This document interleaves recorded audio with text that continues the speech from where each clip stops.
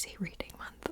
I was all over the freaking map, and I had one DNF, sadly, which I do not DNF books very often, but I did, and I was sad to do it. I'm still unsure of my decision, but I need to get better at DNFing books that I'm not loving, that I'm not fully invested in. So yeah, we had one DNF, but seven books that I did finish as well. My members already saw this, but just disregard the crazy hair. I showered like an hour and a half ago, and I didn't have time to do it, so this is like half wet, half dried hair. Alright, so let's get going. Like usual, maybe I'll change it up next time, but I'm gonna go from my favorite to least favorite books as well. I have never had so many like 2-star books. I told you this month was all over the place. We had multiple 5 stars, multiple 2 stars. Yep. So my first 5-star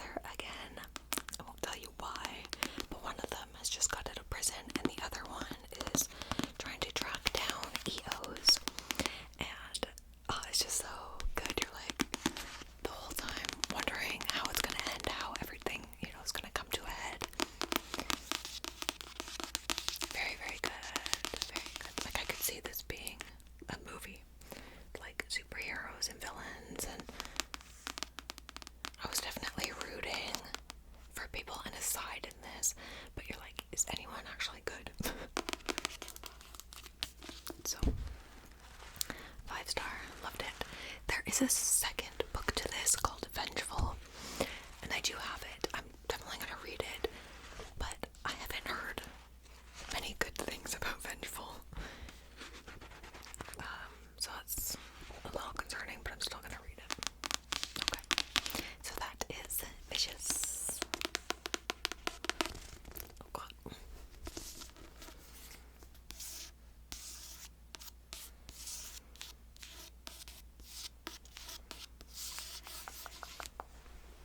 Alright, and now my second five-star read of October.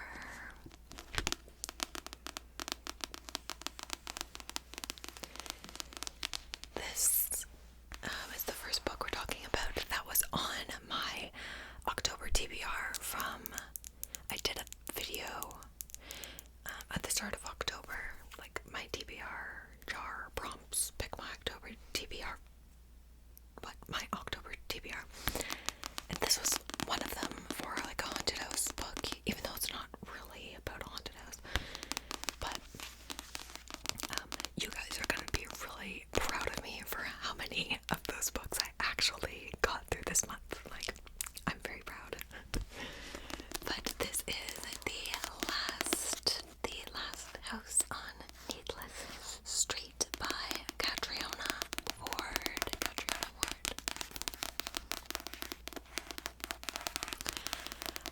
Oh my god, did I not know what I was getting into with this book? You guys warned me in like the best way possible. It is so good. It is a mind fuck. I did not see anything coming in this. I'm like, I don't know. It was like exactly what I needed and what I was wanting, but I didn't know what I was expecting either. I don't know if that makes sense. I also don't really know how to explain this book.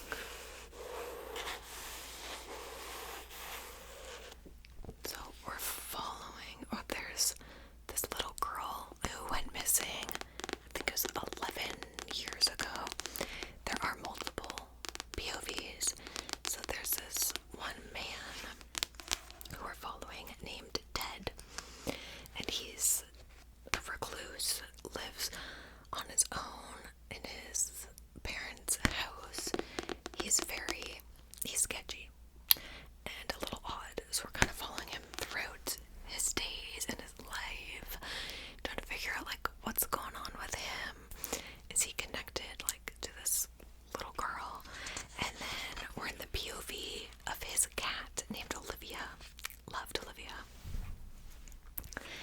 And then we're also in the POV of the missing little girl's older sister, who's trying to figure out what happened to her sister.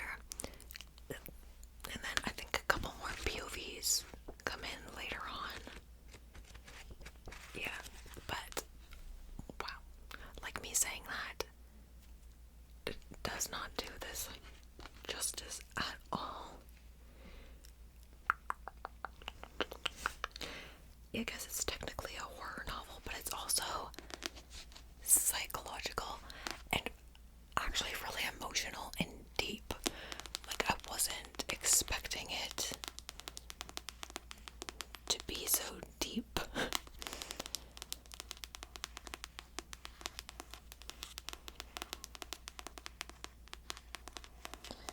I don't want to say too much else because I'm always scared I'm gonna ruin something.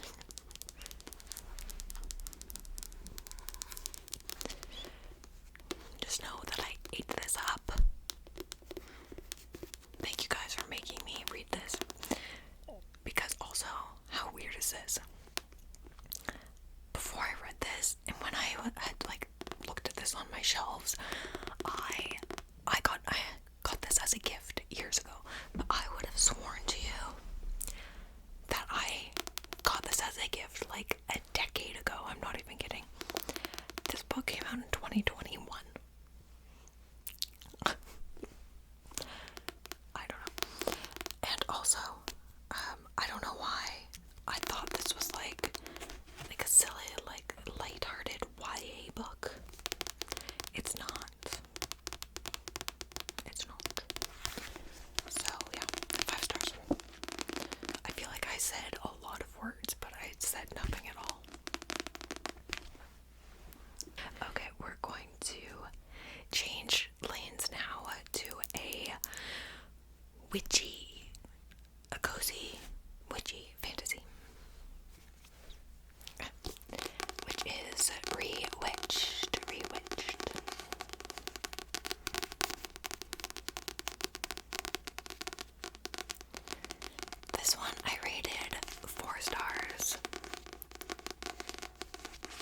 it was nothing crazy. I just had fun reading it, especially in October. I read it earlier in the month.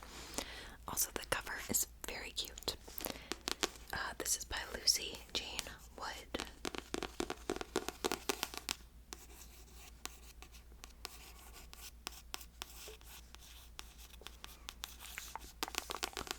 We are following a witch who is about to turn 30 years old, and in this world, it does take place in the modern world where, like, normal humans don't know that witches exist. So yeah, she's a witch, and she does use her powers, but really just like for small stuff, and doesn't like really explore her magic.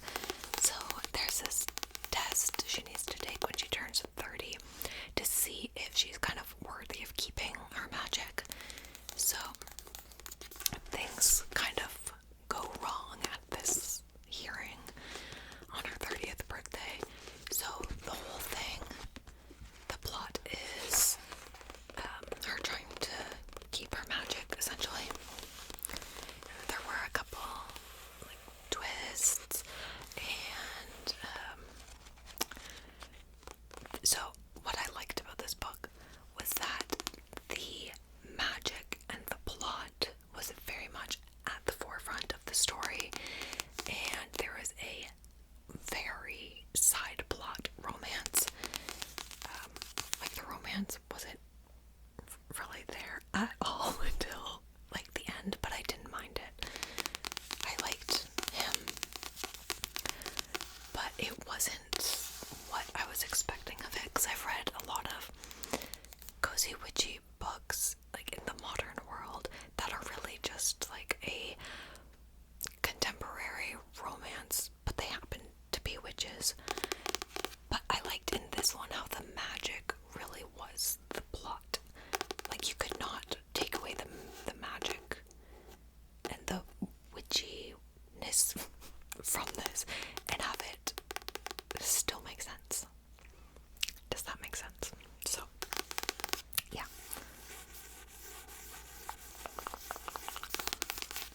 So I liked it for that. So yeah, I wouldn't even call this a romance. I don't think I did, but still.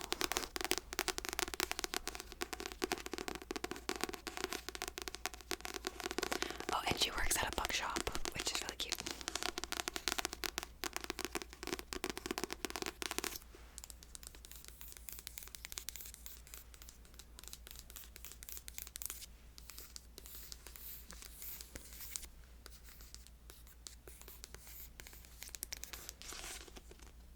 Okay, this was part of my October DVR for a purple cover, I think. Next up is a book that I started in September, but then finished at the start of October. It feels like it's been forever since I read this.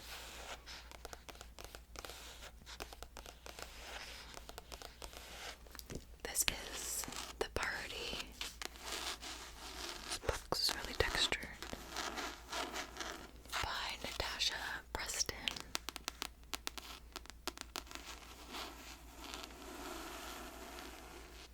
So I already said in the September wrap-up, but this is a YA thriller following a group of like wealthy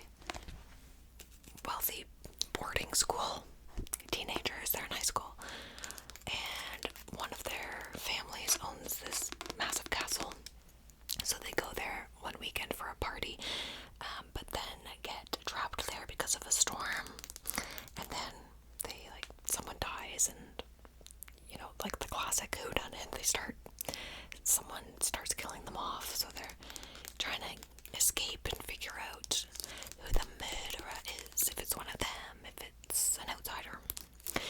So the premise was very fun. Love a murder mystery, one of my favorite types of books ever. Yeah, it was YA and they're teenagers, so it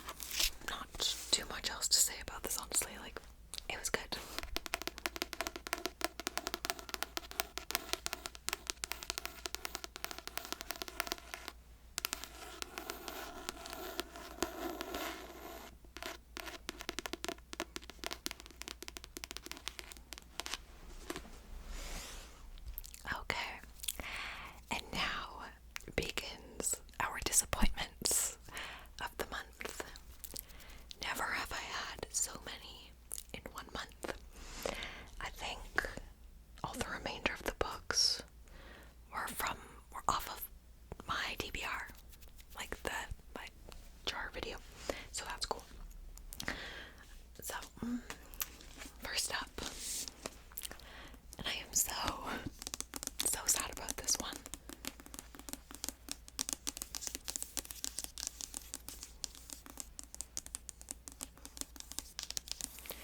This is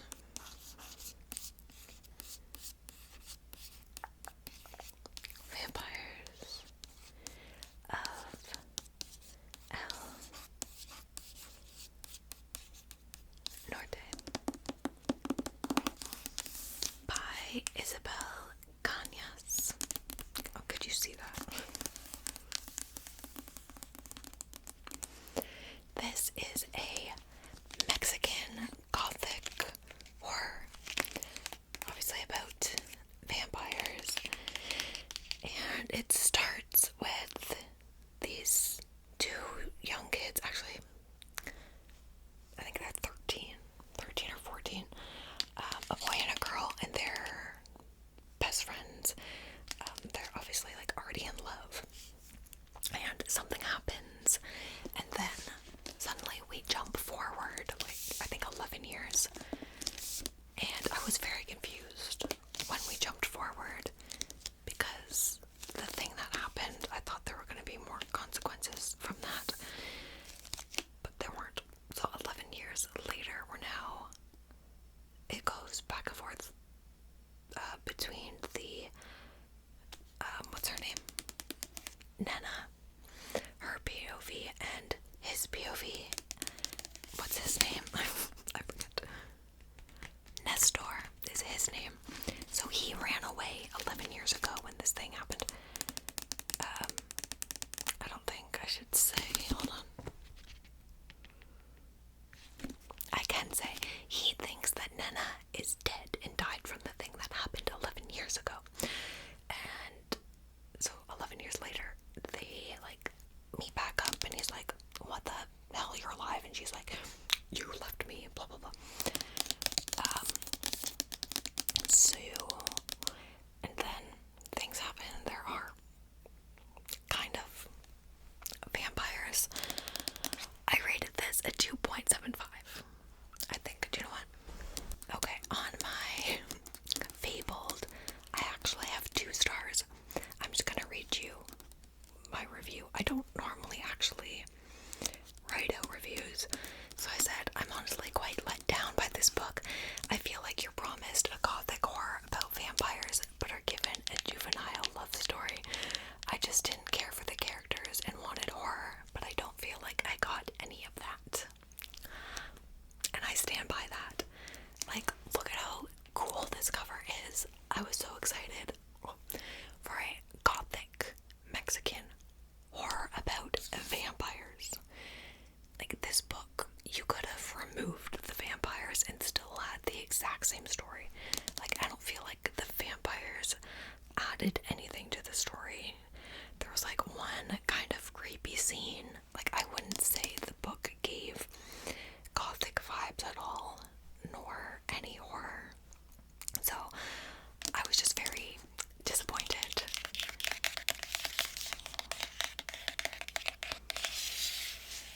Yeah, it's such a cool cover, but it is what it is. And I did read through a lot of the comments, like reviews, and a lot of people were in line with my thoughts, so that was, it's always nice to see people agreeing with you, like when you have a thought, you know. So yeah, just, I feel like I was promised something that I did not get in this.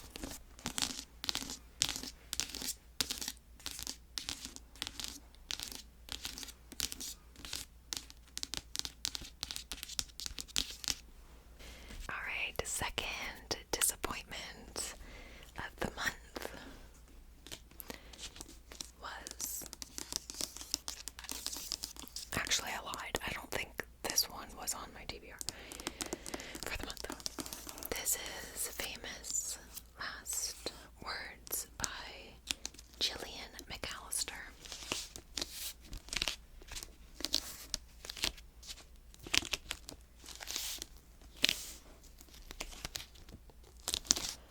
This one I listened to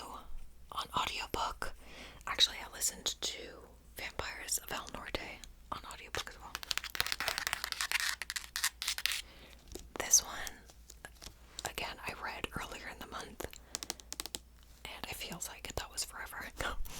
But this one is about a married couple. They have a good marriage, like normal couple. And then one morning, the husband, is not home, and the wife sees on the news that, I never know how much I can say, that there's a hostage situation happening in London, and it turns out that the person holding people hostage is her husband, and it just doesn't make any sense. So this whole thing happens, and he ends up running away. So I think we're in the POV. Oh no, we go back and forth between the wife's POV and the hostage negotiator, which he barely did anything during the initial situation anyways. So the wife is trying to figure out why this all happened, while also kind of trying to move on with her life, but she can't move on. Because it jumps forward again. I don't know what the theme was this month. Was it feels very random, the jump. So we jump forward 5 or 6 years. I forget how many years. And she's trying to move on with her life but can't. And then the hostage negotiator for some reason is stuck on this case and trying to solve it as well. I'm gonna read you my review for this one too. I seem to be able to write reviews for books that I don't like. So I rated this one 2.5 stars. Honestly, now probably less than that. Very slow paced, yes, which isn't inherently bad. However, I think this story could have moved faster, and once we found out why everything happened, at the end, I felt like it was so avoidable. It was so annoying. Once we figured out, why the situation went down, I was I wanted to slap them. I'm that was the most avoidable situation. There were so many chances to avoid what happened happening. It was just so stupid. The initial decision that was made to lead to the books situation was silly, and the whole thing a little ridiculous. I also found the environment descriptions to be lacking, especially at the start. I got confused a few times about where the characters were.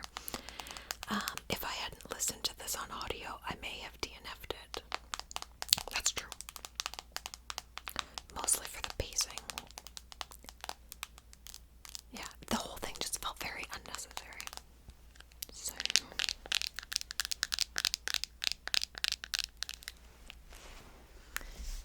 So there you go. And next, honestly, this one, I don't know if this needed to be last, but here it is. This is Too Scared to Sleep by Andrew Duplessis.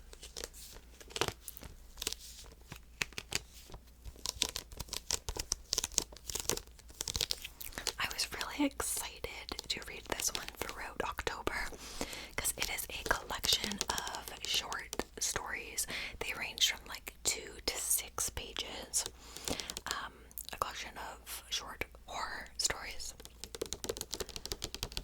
And it promises to keep you up at night and be super scary. But however, I found it to be very YA feeling. None of them actually creeped me out, and some of them were just more kind of dystopian and Black Mirror vibes, which was cool. There were a few. You can see I folded the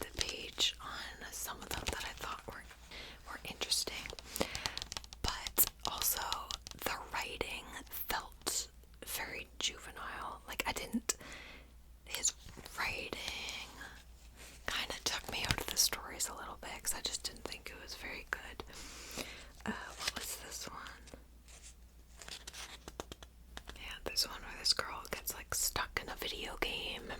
So some of the concepts were cool, but also at the end of each story, you get this QR code, which is like a big part of it. And the QR takes you to like a mini video, like 10 to 15 seconds, that you're supposed to watch after you read each story to kind of bring it to life. But I found the majority of them, it's like, it's almost like whoever made the QR didn't actually read the story.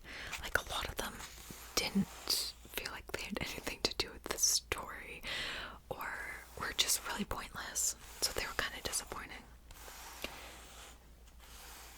But there were a good number of stories. I feel like this would be better for someone younger and someone who is scared easily. Yeah.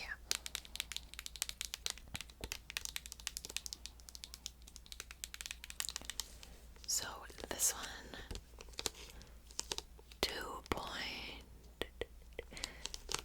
2 to 3 stars.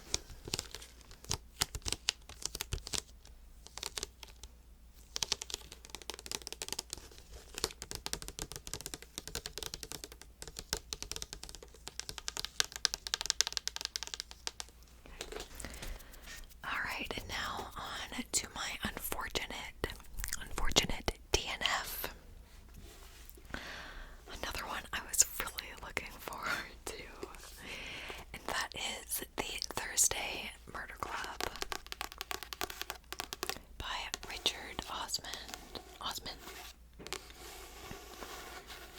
This is the first book in a cozy mystery series where we follow a group of elders at a retirement home who like to solve murders. It's so cute, and honestly, even though I DNF'd it, I really don't have anything bad to say about this book. I just wasn't fully into it, fully committed. I don't know if it was the book's fault or my own fault, like not paying attention, but I found myself getting confused with some things and characters. I felt like there were so many characters. Like, there were a couple times where we switched POVs and I didn't know whose POV we were in. Again, could have just been my fault. But there were more things happening and more POVs than I thought there was gonna be. But the group of 4 elders, loved them. I do still want to know what happens at the end though. Wait, how far did I get? I also was listening to this on audio, so it was easier for me to not pay attention and get confused. I think I made it about 70%, so pretty good. But yeah, at that point I didn't really know what was happening anymore because I was kind of checked out. So, yeah. But I'm also proud of myself for DNFing it. If I didn't feel like it was for me.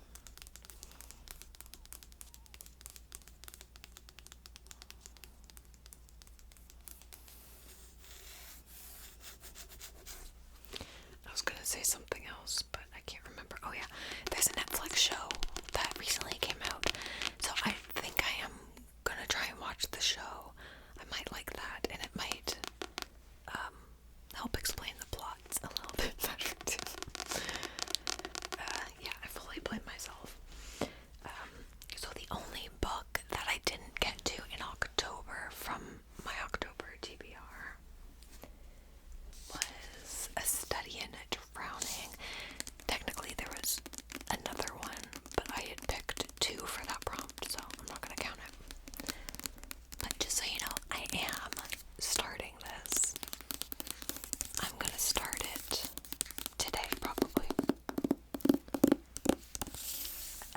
this is a perfect November read. So, yeah. And it's so pretty. So in terms of knocking books off my TBR, I did well this month. Yeah, the range was so crazy.